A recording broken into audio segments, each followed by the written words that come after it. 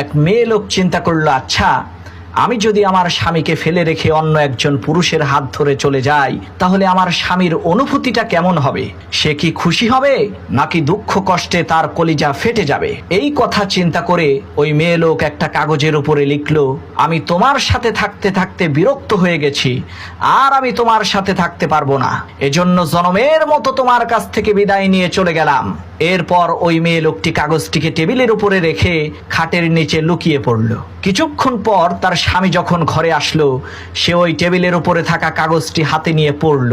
এরপর কিছু সময় চুপ থেকে ওই কাগজের উপরে কি যেন একটা লিখলো। তারপর নাচতে নাচতে তার পকেট থেকে ফোনটা বের করে একজন মেয়ে মানুষকে ফোন করে বলল, জান, আজকে আমি খুবই আনন্দিত, কারণ হলো আমার বজ্জাত বউ সে আমার কাছ থেকে চিরকালের মতো বিদায় নিয়ে চলে গেছে।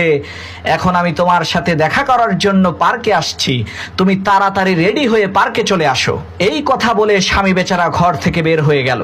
এদিকে খাটের নিচে লুকিয়ে থাকা স্ত্রী অশ্রু ভেজা চোখ নিয়ে সেখান থেকে বের হয়ে আসলো।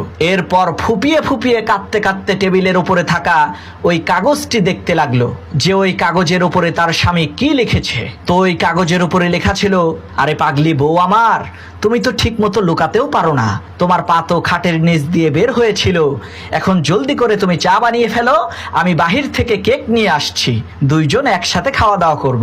বন্ধুরা, এই ধরনের ভিডিও তৈরি করা শিখতে চাইলে যোগাযোগ করুন 0177702035 এই হোয়াটসঅ্যাপ নম্বরে।